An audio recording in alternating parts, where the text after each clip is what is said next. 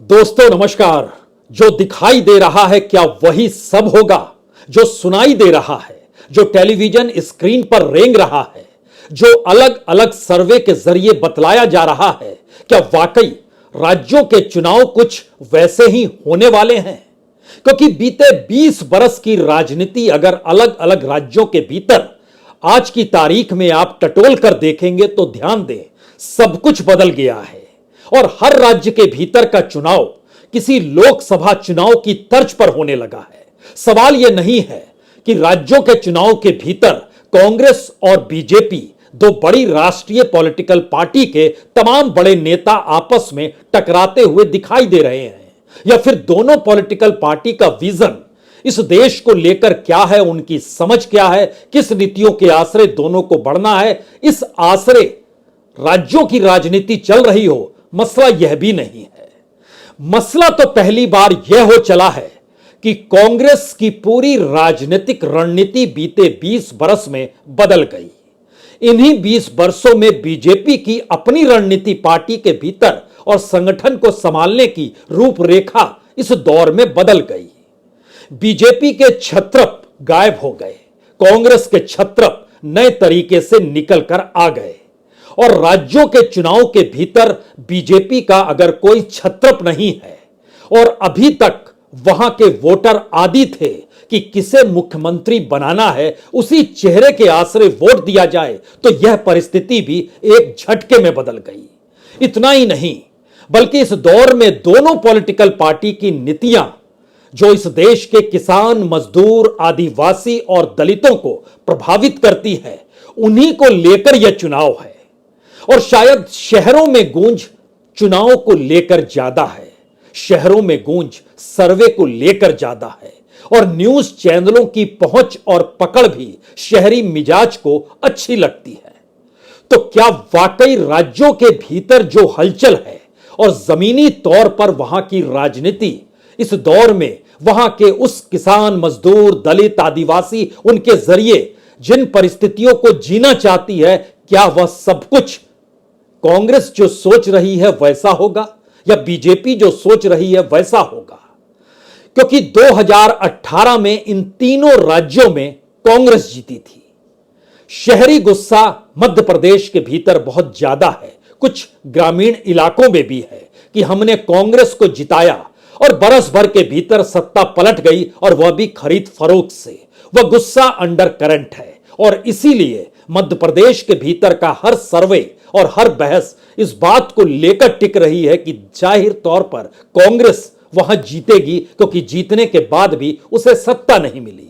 तो क्या इस फिलॉसफी के तहत राजस्थान में परिस्थिति बदल जाएगी, छत्तीसगढ़ के भीतर की परिस्थिति बदल जाएगी, या फिर यह कहा जाए कि अभी तक जो लोग वसुंधरा राजे सिंधिया के आश्रय राजस्थान की राजनीति में वोट डालते थे, उनके सामने एक संकट है, या यह कहा जाए कि शिवराज सिंह चौहान 2 दशकों से सत्ता में उनसे ऊब हो चली है, या यह कहा जाए छत्तीसगढ़ के भीतर आदिवासी समाज, उसके भीतर का करंट यह कहता है कि कोई आदिवासी मुख्यमंत्री होता क्यों नहीं है। एक ही बार हुआ, लेकिन वह भी 1-1.5 साल भर के लिए।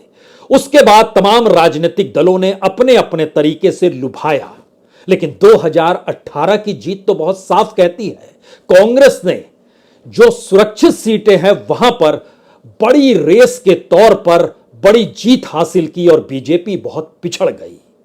3 सवाल इस नए तौर तरीके की तीनों राज्यों की राजनीति को समझने के लिए।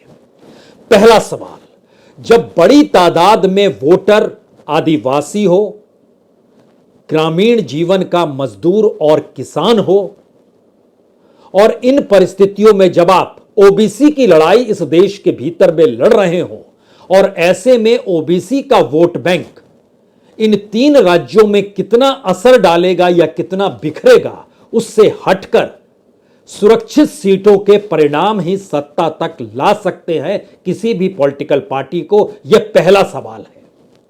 दूसरा सवाल, जो बीते 2 दशकों की राजनीति रही, उसमें अगर बीजेपी के छत्रप का कोई चेहरा नहीं, मुख्यमंत्री कौन होगा अगर जीत गए तो पता नहीं, और दूसरी तरफ कांग्रेस के हर नेता को पता है कि कौन मुख्यमंत्री होगा, जीतने के बाद किसको गद्दी मिलेगी, सब कुछ पता है। जो चली आ रही रवायत है वही इस दौर में चलेगी, तो क्या उस स्थिति में वोटर कांग्रेस के साथ खड़ा हो जाएगा? और तीसरी परिस्थिति है जो शायद इस देश की सामाजिक आर्थिक स्थितियों से जुड़ी है, जिसमें ना तो नेता मायने रखता है ना ही राष्ट्रीय नीति मायने रखती है।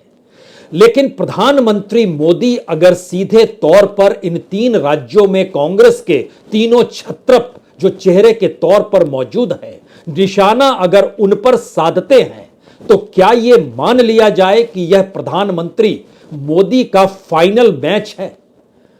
क्योंकि अगर उनके चेहरे के आसरे राजस्थान में जीत मिल रही है, तो फिर यकीन जानिए यह जीत मध्य प्रदेश में भी मिलेगी। और अगर वो हार रहे हैं तो फिर यकीन जानिए 5 राज्यों से बीजेपी का सुपड़ा साफ हो जाएगा और कांग्रेस हो सकता है 5 राज्यों में जीत जाए, इन 3 राज्यों में तो जीत ही जाएगी। तो 3 सवालों के केंद्र में प्रधानमंत्री मोदी का चेहरा है। एक ऐसा चेहरा जो इस दौर में छत्तीसगढ़ में मौजूद हो या राजस्थान में मौजूद हो या मध्य प्रदेश में मौजूद हो। निशाने पर गांधी परिवार आता जरूर है, लेकिन राहुल गांधी इस दौर में ध्यान दीजिए उनके जुबा पर नहीं आते हैं। इस दौर में राज्यों के मुखिया के तौर पर जो सीएम पद के दावेदार हैं कांग्रेस के, उन्हीं नेताओं पर शिकंजा है, उन्हीं नेताओं को कटघरे में खड़ा किया जा रहा है। और जो भी नीतियों का ऐलान हो रहा है वह सीधे सीधे गरीब, और इसीलिए जिन बातों का ऐलान नहीं होना चाहिए वह भी छत्तीसगढ़ में जाकर प्रधानमंत्री ने जब कह दिया कि 2028 तक 5 किलो अनाज आप लोगों को फ्री मिलते रहेगा, इलेक्शन कमीशन ने आंखें मूंद ली और नहीं समझा कि चुनाव के भीतर में इस तरह का ऐलान चुनाव को कितना प्रभावित कर सकता है। और कांग्रेस के भीतर से भी कोई मोटी आवाज आपको सुनाई नहीं दी होगी। वजह बहुत साफ है, कोई नहीं चाहता है इस दौर में उस वोटर से पंगा लिया जाए जिस वोटर के आसरे चुनाव में जीत मिलनी है। और अगर वो रूठ गया तो फिर सत्ता मिलेगी ही नहीं। तो आइए आंकड़ों के जरिए, कागजों के जरिए और इन 3 राज्यों की जमीनी हकीकत को जरा समझ लीजिए। यह समझना बड़ा जरूरी है क्योंकि इन 3 राज्यों के चुनाव के परिणाम जो दिखाई दे रहा है, सुनाई दे रहा है, सर्वे जो कह रहे हैं, वैसा होने वाला नहीं है। और जब भी होगा, जनता के जहन में कोई ऐसी स्थिति नहीं है, सूचना तंत्र ने इतनी पारदर्शी स्थिति बना दी है कि जो राजस्थान में दिखाई देगा वही मध्य प्रदेश में दिखाई देगा, उसी की गूंज तेलंगाना में सुनाई देगी और उसी की आहट छत्तीसगढ़ में भी नजर आएगी। और तो और मिजोरम तक भी यह आवाज जरूर जाएगी। जब हम इन बातों का जिक्र कर रहे हैं तो सुरक्षित सीटों पर आए उससे पहले एक चीज और जहन में बसा लीजिए। इस दौर में कितनी बड़ी तादाद में इन तीनों राज्यों के भीतर जो खेती पर टिके हुए घर परिवार होते हैं, राजस्थान में ये 74% हैं जो खेती पर टिके हुए परिवार हैं। रोजगार दे पाने की स्थिति में 54% को खेती है, लेकिन 74% लोग सीधे सीधे राजस्थान में खेती के स्ट्रक्चर पर, उसकी कमाई पर, उसी से जुड़े हुए हैं। छत्तीसगढ़ में यह लगभग 67% है जो परिवार जुड़े हुए हैं। रोजगार यहां 62% को खेती से मिलता है, लेकिन 67% परिवार खेती के ऊपर ही टिके हुए हैं। उनकी रोजी रोटी उसी हिसाब से चलती है। मध्य प्रदेश में यह स्थिति लगभग 66.5% है, 66.4%। और यहां लगभग मजदूर जो खेती से जुड़े हैं वो 60% पे टिके हुए हैं। इन 3 राज्यों का पहला सच, इस देश के राष्ट्रीय एवरेज जो किसान, मजदूर और खेती पर टिके परिवारों का है, उससे इन 3 राज्यों का औसत ज्यादा है। और इसको ओबीसी में भी मत बांटिए। सामाजिक और आर्थिक परिस्थितियों के आसरे एससी एसटी में इसलिए बांटना जरूरी है क्योंकि विधानसभा की सीटें सुरक्षित होती है इन जगहों पर। और एक राज्य का जिक्र यहां शुरू में कर देते हैं जिसका जिक्र लास्ट में किया जाएगा, यह तेलंगाना है। तेलंगाना के भीतर ना तो कांग्रेस की कोई कैडर की और कोई पॉलिटिकल पार्टी की या चेहरे की मौजूदगी उस रूप में नहीं है जैसी इन 3 राज्यों में है। कैडर रहा है वहां पर, लेकिन चेहरा नेता, उसका नाम आप नहीं जानते होंगे, बीजेपी का भी नहीं जानते होंगे। तो पहली बार गांधी फैमिली का राजनीतिक आवाज क्या है उसकी, उसका फैसला तेलंगाना में होने वाला है। जीत मिल गई तो फिर जानिए वो गांधी फैमिली यानी राहुल गांधी थे। लेकिन इन तीन राज्यों के छत्रप ही मायने रखते हैं। इसीलिए इस दौर में प्रधानमंत्री मोदी अपना 2024 से पहले अपने चेहरे का फाइनल खेल रहे हैं। अब यहां पर निकल कर आइए, जिस बात का हम जिक्र जरूरी करना चाहते हैं कि जब आप आंकड़ों के लिहाज से चीजों को समझें तो जरा सोचिए कि राजस्थान के भीतर दलितों की सुरक्षित सीट 34 है, आदिवासियों की 25 है। दोनों को मिलाइएगा तो 59 होगी। इस 59 में से 31 सीटों पर कांग्रेस जीती थी। और उससे पहले अगर आप चले जाइएगा पिछले चुनाव में सिर्फ 9 सीट जीत पाई थी। 9 से 31 सत्ता मिलनी ही थी। बीजेपी 50 से घटकर 21 पे आ गई थी पिछले चुनाव में, सत्ता जानी ही थी। तो राजस्थान में सत्ता चली गई। छत्तीसगढ़ के भीतर शेड्यूल ट्राइब बड़ा मायने रखता है, जो 29 सीटों पर सुरक्षित है। वहां कांग्रेस 25 सीटों पर जीती थी, सत्ता मिलनी ही थी। और यही स्थिति कमोवेश मध्य प्रदेश के भीतर भी निकल कर आई। मध्य प्रदेश में 30 सीट जो आदिवासियों की है उस पे कांग्रेस जीतती है, बीजेपी 16 सीट जीत पाती है। दलितों में दोनों एक दूसरे के लगभग बराबर, परसेंटेज ऑफ वोट भी बराबर, लेकिन आदिवासियों में कांग्रेस का परसेंटेज लगभग 5% ज्यादा।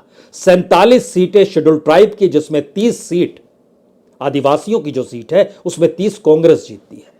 पहला आंकड़ा आपके जहन में बस गया होगा कि जो आदिवासी और दलित यानी SC ST की सीट पर जिसकी तादाद ज्यादा होती है, और उसमें खास तौर से आदिवासियों की सीट पर जिस भी पॉलिटिकल पार्टी का कब्जा होता है उसको सत्ता मिल जाती है। यह पहला संदेश बहुत साफ तौर पर है। अब यहां पर अगला सवाल है, क्या इसीलिए राहुल गांधी वनवासी पर लेकर निशाना साधते हैं और बोलते हैं कि आप जंगलों में रहने की स्थिति में हैं, इसीलिए आपको वनवासी बीजेपी कहती है आपको, और हम आदिवासी कहते हैं क्योंकि आप एक लिहाज से पहली पीढ़ी हैं जो जिनकी मौजूदगी है, सब कुछ आपका है। और इसी से छत्तीसगढ़ के भीतर माइनिंग का मामला जुड़ जाता है, खनन का मामला जुड़ जाता है, अडानी का मामला आकर खड़ा हो जाता है। और जब आप उससे निकलकर मध्य प्रदेश में आते हैं तो स्थिति थोड़ी सी बदल जाती है और आदिवासियों के जीवन को उस तरीके से नहीं देखा जाता है जिस तरीके से छत्तीसगढ़ में देखा जा रहा था। और राजस्थान पहुंचते पहुंचते तो स्थिति आदिवासी वोट बैंक के नाम पर और ट्रिकी हो जाती है। तो क्या यह माना जाए, बघेल और गहलोत खुद को ओबीसी इसीलिए कहने से कतराते हैं। वो जानते हैं कि वह खुद को ओबीसी कहेंगे तो चुनाव हार जाएंगे। और क्या इसीलिए कमलनाथ की जाति आप नहीं जानते हैं, धर्म नहीं जानते हैं, उनकी परिस्थिति नहीं जानते हैं? वो बड़े साइंटिफिक तरीके से सोचते हैं और हर चीज को साइंटिफिक तरीके से लेकर चुनावी जीत की दिशा में जा रहे हैं। ध्यान दीजिए तो इन तीनों की राजनीति बिल्कुल अलग अलग है, लेकिन इनके सामने जो तीन नेता इससे पहले होते थे, वो रमन सिंह हो, शिवराज सिंह चौहान हो या वसुंधरा राजे हो, इन तीनों की राजनीति भी अलग अलग थी। तो तीनों अपने अपने राज्य में टकराते थे और एक वक्त के बाद दोनों नेता एक सरीखे लगने लग जाते हैं। शायद इसीलिए क्या बीजेपी ने स्ट्रेटजिकली मोदी को सामने ले दिया कि 24 की परीक्षा भी हो जाए और दौर में राजनीतिक घटनाक्रम और पारंपरिक राजनीति एक झटके में बदल जाए। झटके में राजनीति तो तीनों राज्यों की बदल गई, इससे कोई इनकार कर नहीं सकता है। और सामाजिक और आर्थिक परिस्थिति में जब आप शेड्यूल कास्ट और शेड्यूल ट्राइब, दलित, आदिवासियों का जिक्र करेंगे तो इनकी माली हालत सीधे तौर पर कहें तो लगभग बीपीएल फैमिली जो है इनके भीतर की, वह लगभग 75% के पार की स्थिति है। इतनी गरीबी मुफलिसी इन तीन राज्यों के भीतर दलित और आदिवासियों की है, जिसके आश्रय चुनाव जीतना और हारना है। सत्ता किसी की भी रही हो, ढोल चाहे प्रधानमंत्री पीटे कि मध्य प्रदेश अब बीमारू राज्य नहीं रहा, लेकिन उसके भीतर भी आदिवासी और दलितों की परिस्थिति को अगर परखिएगा तो वह 2/3 से ज्यादा बीपीएल आपको वहां नजर आने लगेगा। तो क्या गरीबी इस चुनाव का मूल मंत्र है? क्या आदिवासी इस चुनाव का मूल मंत्र है? या यह सवाल आ गया है कि कांग्रेस और बीजेपी दोनों की राजनीति जिन मुद्दों के आश्रय चल रही थी, वो मुद्दे एक झटके में मुफ्त में कौन कितना ज्यादा दे सकता है इस पर आकर इसलिए टिक गए क्योंकि इनकी परिस्थितियों में कोई अंतर नहीं आया था।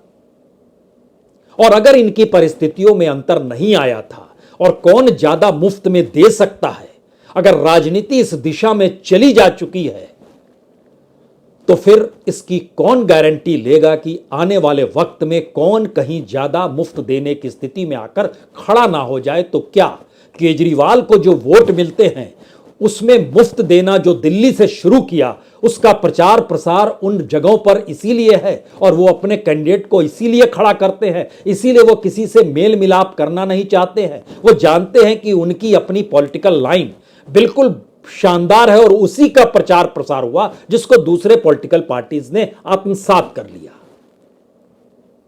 तो क्या यह कहा जा सकता है कि अगर 5% वोट भी 5%, जो शायद मिलेंगे नहीं, लेकिन अगर आम आदमी पार्टी 5% वोट पर असर डालती है तो जो दिखाया जा रहा है, सुनाया जा रहा है, सब बदल जाएगा? जिन 6-7 सीटों पर समाजवादी पार्टी की मौजूदगी है उसे भी 4 से 5% का खेल करना है, चीजें बदल जाएंगी उन जगहों पर। क्या ऐसी स्थिति आ गई है?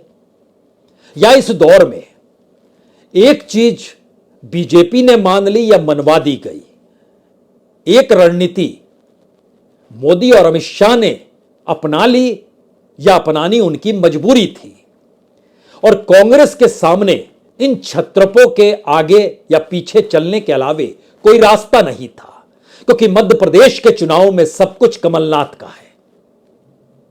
जो भी चुनाव में फूंका जाता है सब कुछ कमलनाथ का है और कमलनाथ जानते हैं यह उनका आखिरी चुनाव है। इस चुनाव में नहीं तो फिर शायद आने वाले वक्त में उनकी राजनीति बंद। गहलोत जानते हैं यह उनका आखिरी चुनाव है।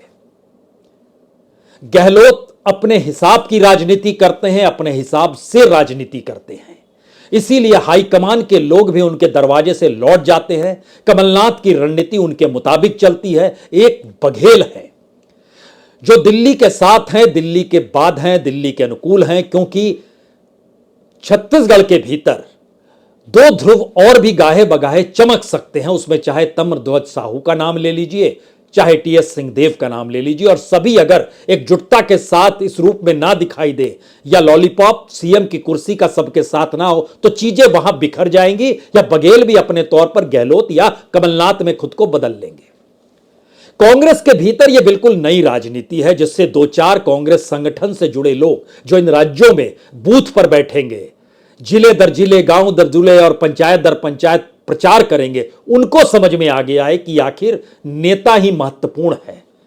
और खास तौर से गहलोत और कमलनाथ, इनके सामने दिल्ली की नहीं चलती है। हां, छिटपुट कुछ टिकट काट दी गई हो, इसको मत लीजिए उस रूप में, लेकिन रणनीति इनकी सब कुछ इन्होंने झोंका है, क्योंकि यह इन दोनों का आखिरी चुनाव है।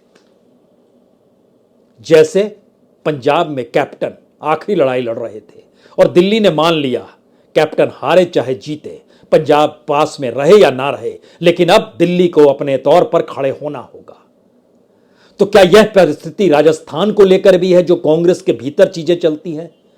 और यह परिस्थिति क्या नए तरीके से मध्य प्रदेश के भीतर है, छत्तीसगढ़ के भीतर है? हमें लगता है कांग्रेस की तरफ से खड़े होने के बदले एक क्षण के लिए बीजेपी की रणनीति की तरफ से खड़े हो जाइए और समझने की कोशिश की जाए कि मोदी का चेहरा एक आखिरी युद्ध की दिशा में बढ़ चुका है। अगर इस चेहरे को राजस्थान की जनता अपनाएगी तो मध्य प्रदेश की जनता भी अपना लेगी, और अगर खारिज होंगे तो दोनों राज्यों में खारिज होंगे। यह चेहरे का सवाल है, जो महत्वपूर्ण सवाल इसलिए है क्योंकि भारत में राजनीति चेहरों के आश्रय ही होती है। इतनी डेमोक्रेसी भारत के भीतर है नहीं कि हाईकमान कोई और रहे, चेहरा कोई और रहे, ऐसा होता नहीं है। यह तो इस दौर में दिल्ली में बैठे कांग्रेस हेडक्वार्टर के भीतर नेता भी समझ गए होंगे, और समझते नहीं है। उनसे बात कीजिए तो वह मुस्कुरा कर रह जाते हैं।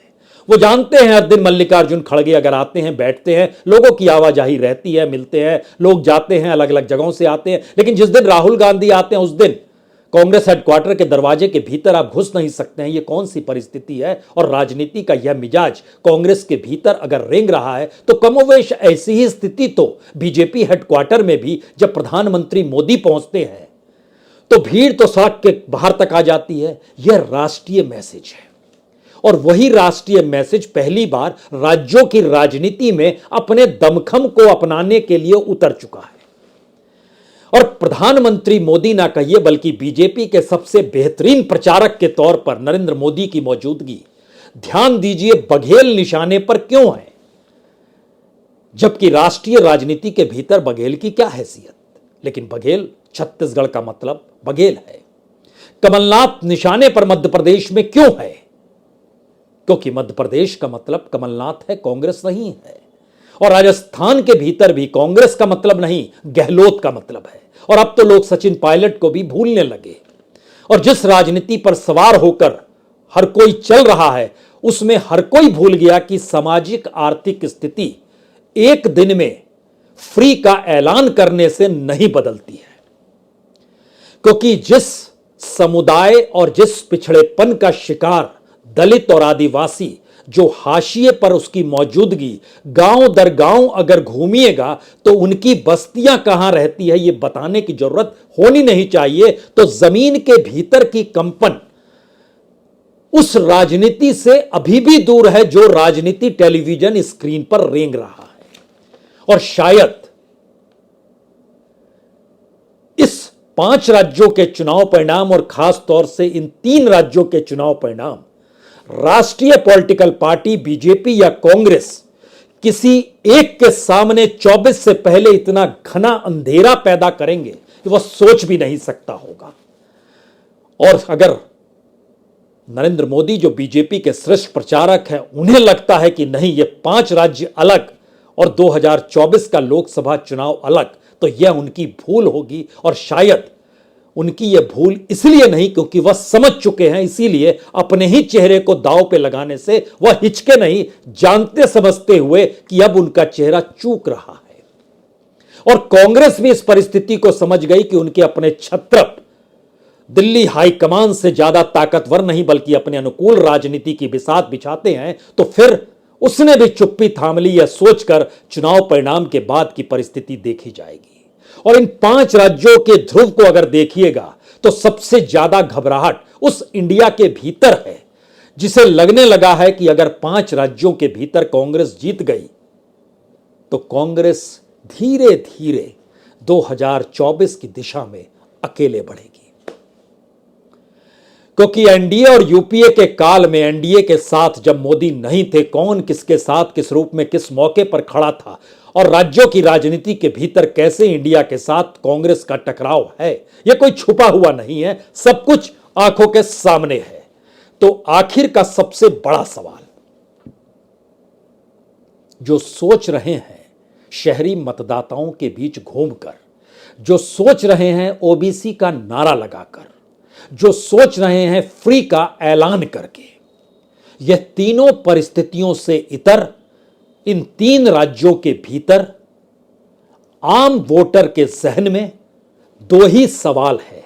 एक सवाल उसके अपने विधानसभा क्षेत्र में जो उसका एमएलए होगा वो कौन होगा, उससे कितनी निकटता है या नहीं है यह तय करेगा। और दूसरा सवाल इन परिस्थिति में जब दोनों बारी बारी से आते रहे हैं और इस दौर में प्रचार के केंद्र में भूख और फ्री में देना अनाज तक आकर टिक गया है, तो फिर उन्हें ही तय करना है कौन ज्यादा उदार है, ये नहीं, कौन ज्यादा ईमानदार है ये जरूर, जो कह रहा है वह पूरा कौन करेगा।